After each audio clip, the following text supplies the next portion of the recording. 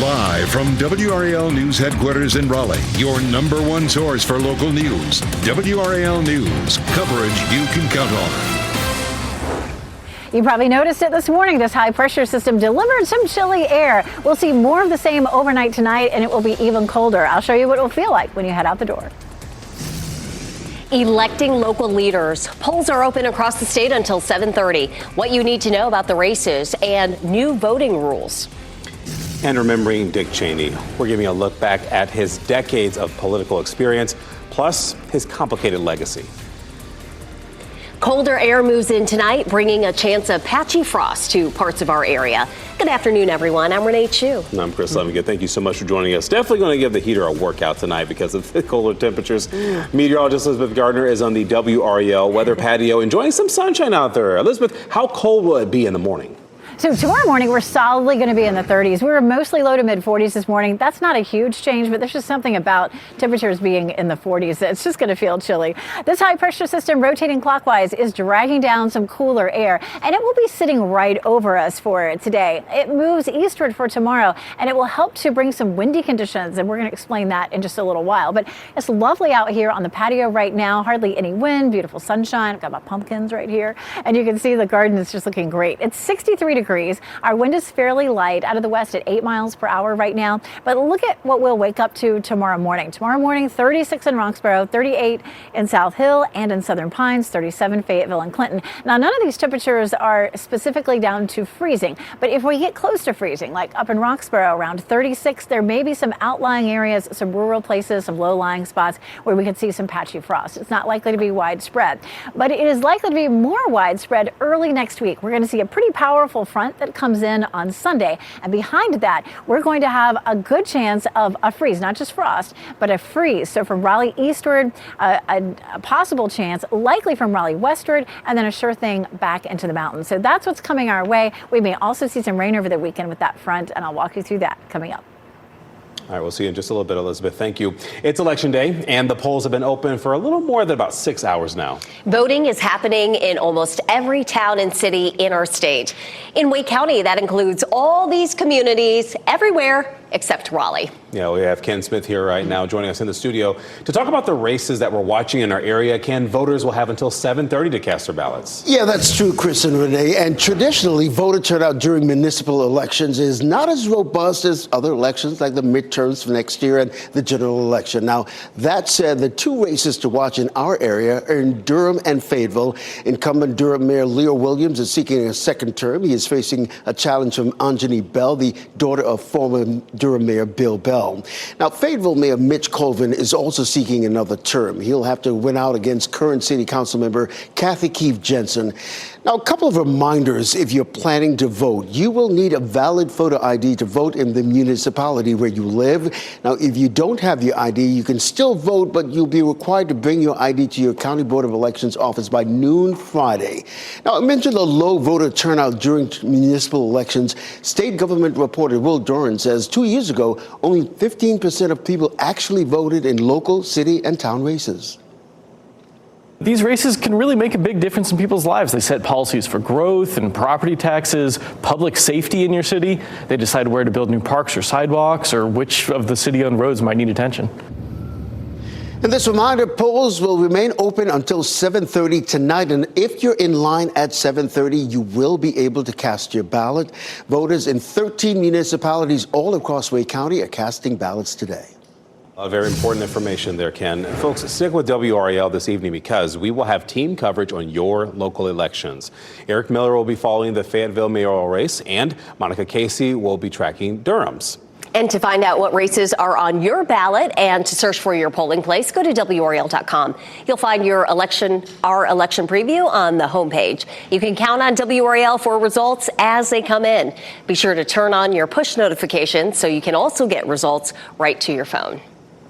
All right, so you're looking at a live picture right now of the White House where the flag is flying at half-staff in honor of former Vice President Dick Cheney. He died this morning from complications from pneumonia. Cheney was surrounded by his wife, Lynn, and daughters, Liz and Mary, at the time of his death. Blaine Alexander takes a look back at his political career. Before he held the office, vice presidents were the butt of jokes. Dick Cheney was a force. In 2000, the closest presidential election ever sent him to the White House. So help me God. Cheney was there alone on September 11, 2001. He ordered the administration's first response to the deadliest attack on U.S. soil. Cheney knew the Situation Room. He had been Gerald Ford's chief of staff 3 decades earlier, then a Wyoming congressman for 6 terms, the House GOP whip, leaving to be defense secretary for George H.W. Bush. Should Saddam Hussein be foolish enough to launch an attack against Saudi Arabia? Cheney confronting Iraq's dictator for the first time. After 9/11, Vice President Cheney led the push for an invasion to depose Saddam Hussein. But no weapons of mass destruction were found. Iraq descended into civil war. U.S. troops became targets. Find the troops home! Many Americans came to see the Iraq War as a mistake, but Dick Cheney never did. Saddam Hussein wakes up every day in a jail cell. His sons are dead. And Iraqis by the millions have embraced democracy. An avid hunter, Cheney in 2006 accidentally wounded a friend with birdshot. Cheney had faced decades of heart problems, in a wheelchair for the 2009 inauguration. I think Barack Obama is a one-term president. A 5th heart attack in 2010. In 2012, Cheney got a heart transplant, but coronary disease did not weaken his hardline on al-Qaeda and enhanced interrogations that others called torture. They were legal, essential, justified, successful, and the right thing to do. This nation has defeated tyrants and liberated death camps. Dick Cheney, a self-confident and controversial leader who shaped America's war on terror. Blaine Alexander, NBC News, Washington. And here in the WRAL Live Center, after the news of Cheney's passing, tributes have been pouring in. This one from former President George W. Bush, saying in part, he referred to Cheney's death as a loss to the nation and a sorrow to his friends. Representative Tom Cole of Oklahoma wrote in part on X here, saying that while he did not agree with Cheney on everything, they had built up a strong working relationship over a 40-year period. International figures also commenting on Cheney's death. The office of President Isaac Herzog in Israel saying, I heard with great sorrow of the passing of former U.S. Vice President Dick Cheney. He was a great friend and a steadfast supporter of the state of Israel. My deepest condolences to his family and the American people. We've also been watching Truth Social to see if President Trump has posted anything. He has not said anything yet. I also checked X. J.D. Vance also has not commented either, so we're going to keep an eye on that. And if they do comment, we'll bring it to you from the Live Center. Michelle, thanks. It is day 35 of the government shutdown. It is now tied for the longest on record in the U.S. The impasse for both parties, health insurance subsidies. Many local families are hurting because of reductions in SNAP benefits this month. WRAL's Carly Haynes is live on Hargett Street, where people can receive a warm meal and pay what they can. Carly. Renee, people are turning to other resources to try to get a hold of food right now. For example, take a look at a place at the table. This is a pay what you can restaurant. Some people come here to get free meals, and we might start to see more foot traffic because many people are without SNAP benefits right now. In fact, we've already seen long lines outside of the restaurant. On Friday, a federal judge ordered the Trump administration to use emergency funds to cover at least partial benefits for SNAP users. These benefits would have otherwise lapsed over the weekend due to the federal government shutdown. And North Carolina is one of 25 states that had initially sued the USDA after officials of the agency said they would not use those contingency funds nor reimburse states that use their own funding to cover these benefits. Despite this recent order, there may still be a delay in when SNAP users in North Carolina can start seeing those benefits. This morning, Governor Josh Stein was asked whether the state would step in to help.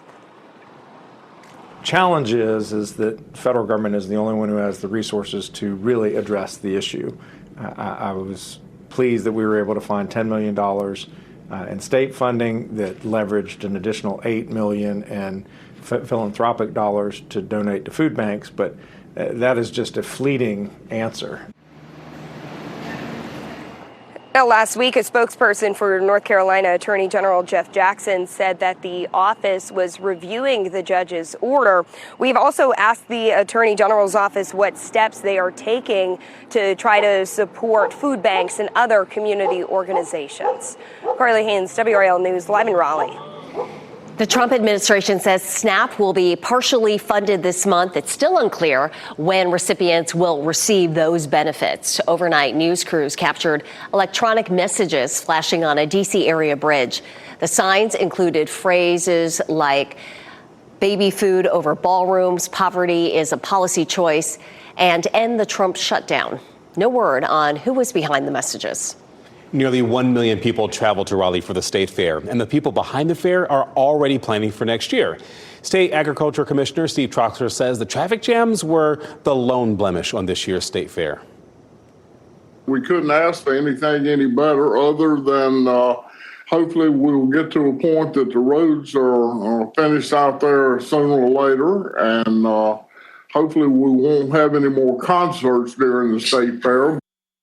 And so here's the deal. Blue Ridge Road was supposed to have reopened outside the fairground, but work is months behind schedule. Chris Brown and Billie Eilish concerts also brought tens of thousands more people on top of the fair crowds. And by the way, the Raleigh Market at the State Fairgrounds reopens this Saturday. That is at 9 a.m. now that the state fair is over. Let's take a look at stocks now. All the major indices are in the red at this hour. The Dow Jones Industrial Average down about 180 points. S&P 500 down 50 points. And the NASDAQ also down triple digits, more than 300 points. Next at noon, overwhelming open enrollment for some Americans. Getting health coverage for next year is going to hurt their budgets. A look at the higher prices. New Cybertruck explosion report, a review of that explosion in Vegas months ago and how first responders handled it. School budget changes, the adjustments Wake County school leaders will discuss today that could affect your child's school. Coming up next, sea storms moving in with WRAL's exclusive Dual Doppler 5000, sponsored by the WRAL Weather app. Download now for live radar.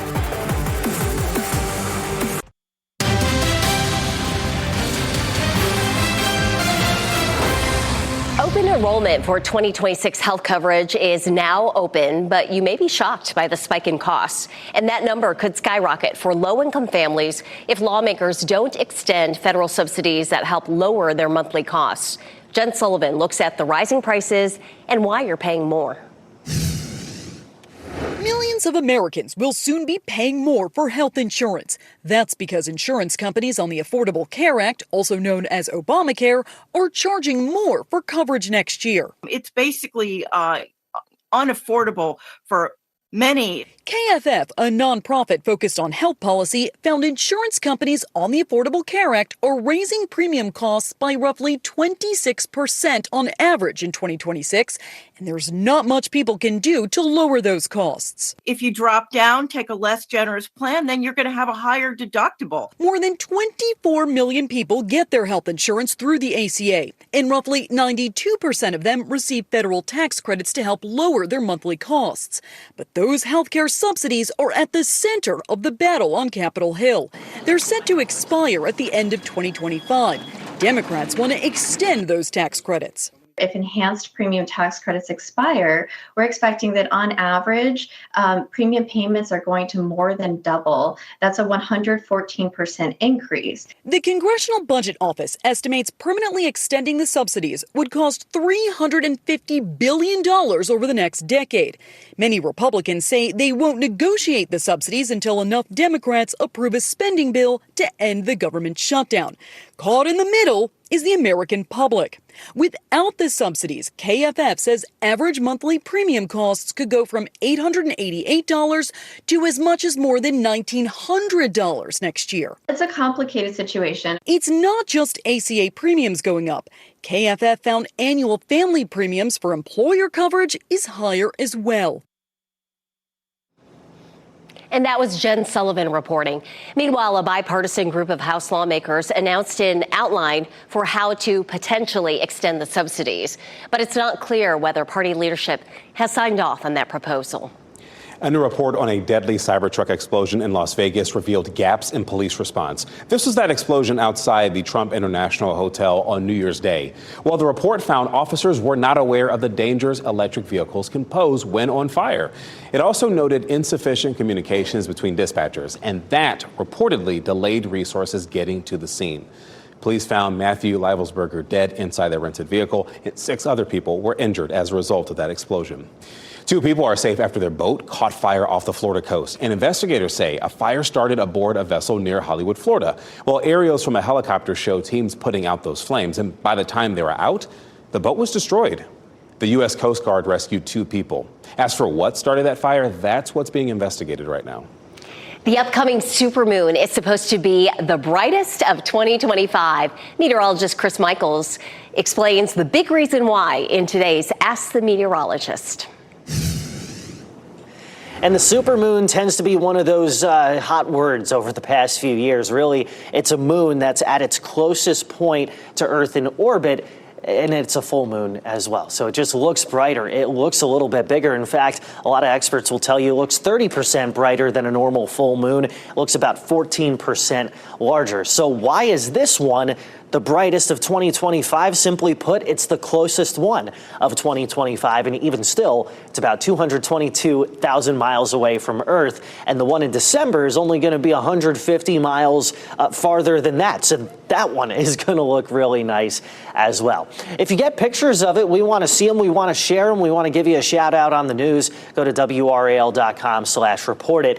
In addition to that, there's something cool with the Earth and Saturn going on tomorrow evening, and Campbell University is the place to be to check that out with some really cool technology. We've got the details on that event right now on WRAL.com.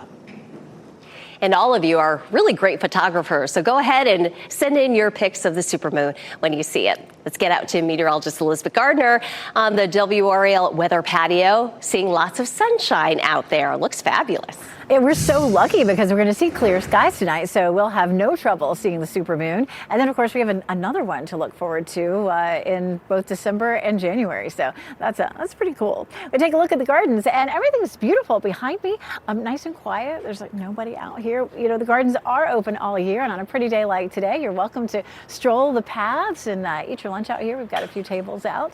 Loving the pumpkins that we have out here too. So pretty. Just a gorgeous fall day out here. 63 degrees right now. Our winds are west at 8 miles per hour, and the temperature will climb on up into the upper 60s. So feeling pretty comfortable for us out here this afternoon. 63 in Roxborough and in South Hill. Looking at 64 right now in Fayetteville and in Clinton. 64 in Goldsboro. So nice and comfortable with temperatures mostly in the mid 60s. A little cooler in Apex, 60 in Garner, 61 in Chapel Hill, but 64 in Fuquay Varina and 65 in Clayton. Around town, I know a lot of kids are out of school today, so hopefully you'll be able to get outside with the kids. Your favorite park, Greenway, wherever you want to head out. It's going to be just a lovely afternoon. Temperatures in the upper 60s all across the viewing area with lots of sunshine.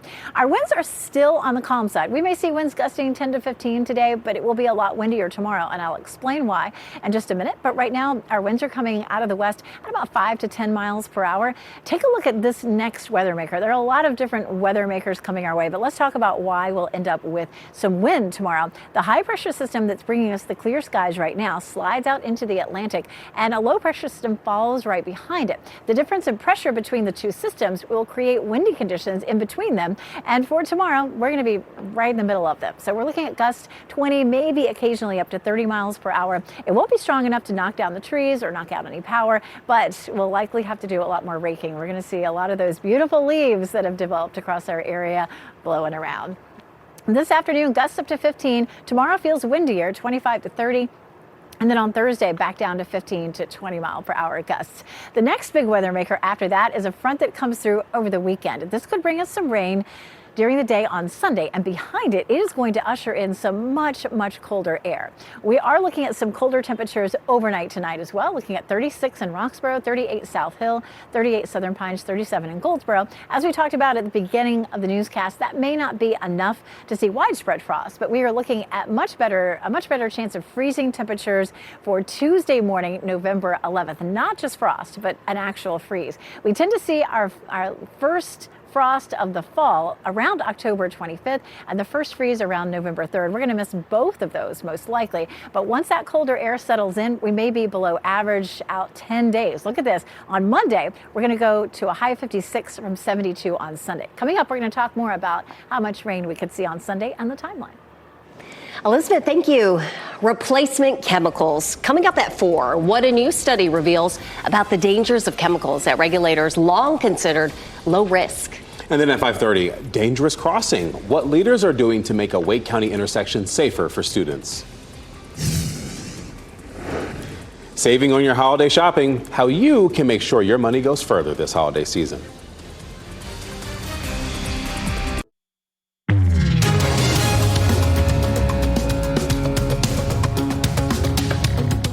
Time to start thinking about your holiday shopping. Prices on many items are higher, tariffs are shifting, and timing is everything. 5 on your side's Ashley Rowe is here with expert tips to help you outsmart the season and make your money go further. The holiday shopping season is already taking shape, but this year, Santa may have to tighten his belt. A new report finds that consumers expect to drop their holiday gift spending by 11% compared to last year. So as you approach your holiday shopping, Consumer Reports has some strategies to help you save where it matters most. Buying earlier can lock in lower prices and give you the best selection before the most popular items sell out. But buying early doesn't mean buying more. Sticking to your list helps you make sure your budget stays on track. And waiting too long can also cost you. Prices often climb as the holiday gets closer, and tariffs, shipping costs, or product shortages could push them even higher. Shopping early can be convenient, but it can shorten your return and warranty window. However, some retailers do help. Walmart and JCPenney accept most holiday returns into late January. So the trick here is not just buying early, but also buying smart.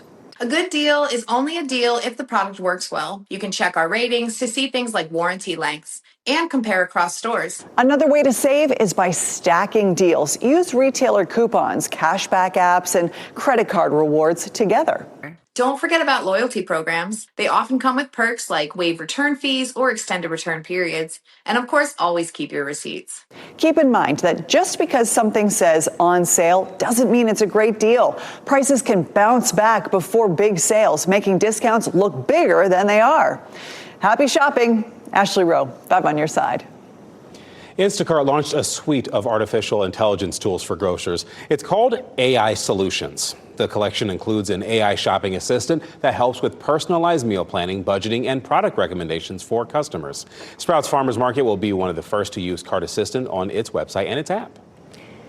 Filling in the gaps. Today, Wake school leaders will try to come up with a complete budget. Why teachers might not be getting the raises they expected. And a step in the right direction, how just a few thousand steps a day can reduce your risk for Alzheimer's. And we do have a look at your winning NC Education lottery numbers right here on your screen.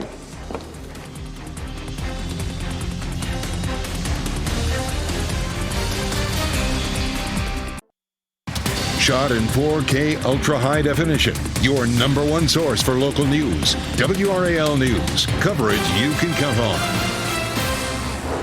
Money for your child's school is what Wake County school leaders will be talking about today. And WRAL's Kelsey Coffey explains what will be a big part of this conversation. Wake school leaders are working to fill in gaps in their budget a little bit later today here at the Wake school headquarters. Your child's teachers may only be getting a fraction of an anticipated pay raise. State and county funding is more than $40 million short to cover pay raises for the district. School leaders planned on using state funds to offer a 3% raise, but the state budget is still not complete 4 months after the due date. State lawmakers passed a mini budget instead that will only allow less than a 1% raise for teachers. This funding gap comes as health insurance premiums are increasing for about 80% of school district employees. WRAL education insider Emily Walkenhorst explains who won't be eligible for a raise at all. Principals, bus drivers, instructional assistants, cafeteria workers, custodians, and a bunch of other people have not gotten any kind of step increase or wage increase at all. School leaders are only discussing this budget today. They could vote on it as early as November 18th. Kelsey Coffey, WRAL News, in Cary. Nash County school resource officers are now armed with what's called a breaching shotgun. It's a tool once reserved for SWAT teams. A breaching shotgun is designed to break through locks and reach students quickly. Instead of using projectiles that can ricochet into a classroom, they will be using a powder to break the lock safely. We could not find another district in the area using them.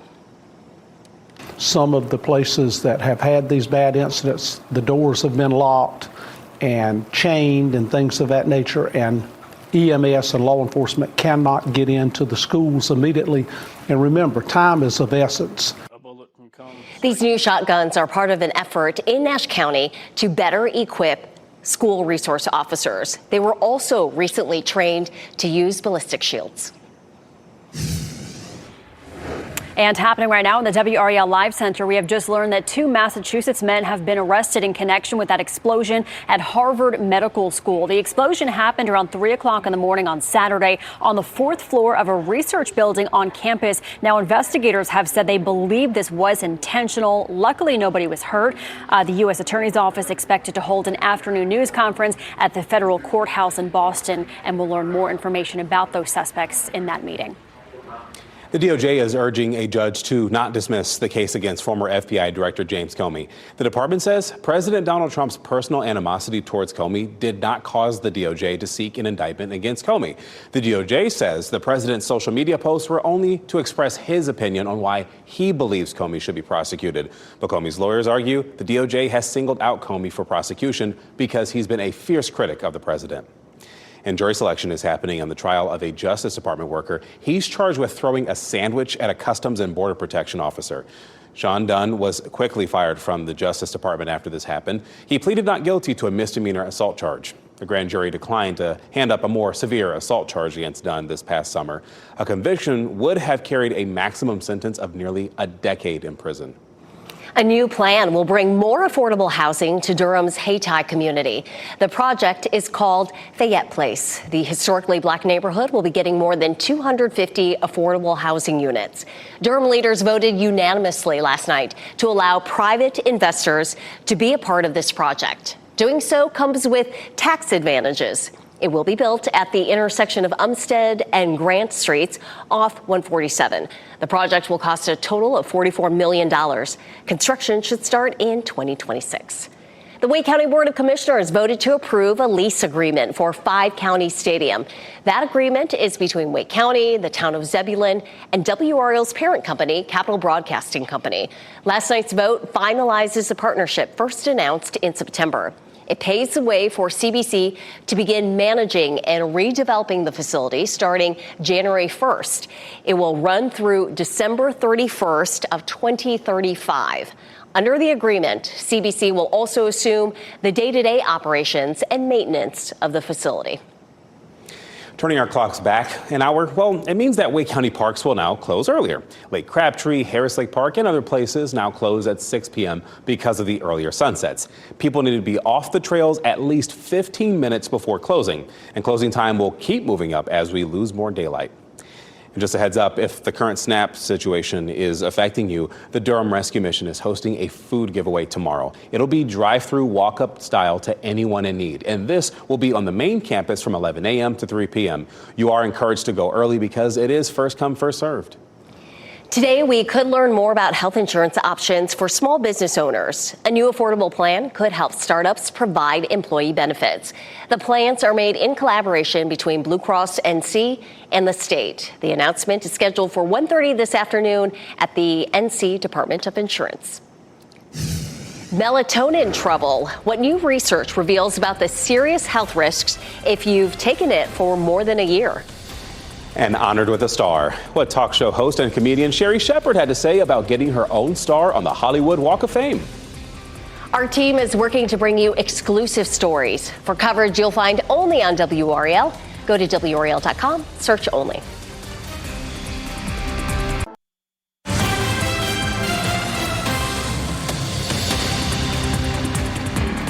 And back here in the WRAL Live Center, we are following some breaking news. A security threat on board a United Airlines plane has led to a ground stop at Reagan National Airport just outside of Washington, D.C. This is a live look there right now. I just saw all the people get off of that plane. They are loaded onto these buses here. The passengers were being offloaded from that flight, and they were being bussed back to the terminal. Reagan Airport posted to X saying all flight operations are being held at Reagan while passengers on a United flight are being offloaded. We will provide more information as it becomes available. Again, this just happening within the past 20 or 30 minutes. So we're going to keep an eye on this and see if we can find out more about this. We'll bring it to you as soon as we learn. Yeah, certainly want to know what's going on there. Thank you, Michelle. Long-term melatonin use may be linked to heart problems. That's according to a new study from the American Heart Association. It found adults with insomnia who've used melatonin for a year or longer have a 90% higher chance of heart failure. Now, those adults are also nearly 3.5 times more likely to visit a hospital for heart failure. Melatonin occurs naturally in the body to assist with regulating a person's sleep-wake cycle, and the supplement is believed to be a safe sleep aid, but these preliminary findings might prove otherwise. Daily walking isn't just good for your body, it's also good for your mind. A recent study says increasing the number of daily steps may actually slow cognitive decline in older adults, specifically those who already have signs of early Alzheimer's disease. Physical activities such as walking could slow the buildup of the protein linked to memory loss, and experts say actions that are good for the heart, including walking, have repeatedly shown to be a good thing for the brain. She's just a girl from Chicago with a star on the Hollywood Walk of Fame. Actress, comedian, and talk show host Sherri Shepherd received a Walk of Fame star in the category of television. Media mogul Tyler Perry, actress Niecy Nash, and producer Ira Bernstein joined Shepherd for the star unveiling. We asked her about her star when she visited WRAL Studios last year. I've been in this business for so long, and I think people think of me just as a talk show host, but I am an actress. I've been acting for a long time, and, you know, into philanthropy, and to be honored and recognized, it means a lot. Decades of great work. Shepherd recently co-starred in Tyler Perry's film Straw and is set to begin a comedy tour in January. Oh, she's also a New York Times bestselling author as well. Very impressive resume.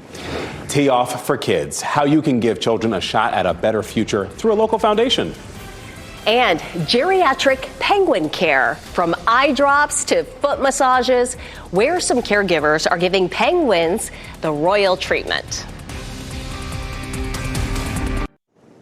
Get ready to tee off for a good cause. This Friday, the Legal Kid Foundation hosts its second annual Golf Invitational at the beautiful Lonnie Pool Golf Course at NC State University. And joining us live to talk about why this is more than just a fundraiser is the executive director of the Legal Kid Foundation, Dawn Bazell. Dawn, it's so great to have you here. Thank you so much for having me. Yeah, so first, for our viewers who are not familiar with the Legal Kid Foundation, talk to us about what that is and what the mission is. Okay, well, the Legal Kid Foundation, we empower students in literacy, law, and mental health awareness.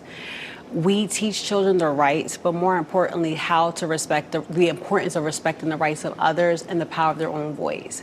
And so we started right here in Raleigh, and we have expanded now to Philadelphia, Springfield, Massachusetts, Dayton, Ohio, San Francisco, and also Canada. Amazing, but it all started here in Raleigh. Yes, it did. And we were talking before the break that this has only been a dream of yours, right? Absolutely. Why is this mission so important to you? Why did you create this? It's so personal for me, Renee. You know, I grew up in the suburbs of Philadelphia, but I went to school at Temple University in the heart of the city. And I was an education major. And I saw firsthand the difference of the opportunities that students are given. And I told myself, if I ever had an opportunity to go back and make a difference, I would. And so, you know, 20 years later, COVID happened. And my kids are home, and I'm saying, wow, this is the moment. This is the time where I can create change for our community and impact right here in Raleigh. So creating change, and you can help create that change in part by this Golf Invitational. That's your signature event. Why did you choose to do a Golf Invitational? Well, I chose because of my daughter. My daughter was 8 years old. She started playing golf at Lonnie Pool. And so now she's 14. And I was able to see the change. I was able to see how great Lonnie Pool is with their golf events. And I saw how golf truly brings all people from all walks of life together for a great cause. And I said, wow, this will be amazing for the Legal Kid Foundation. Okay, now if you're not a golfer, like I'm not a golfer, how else can people get involved?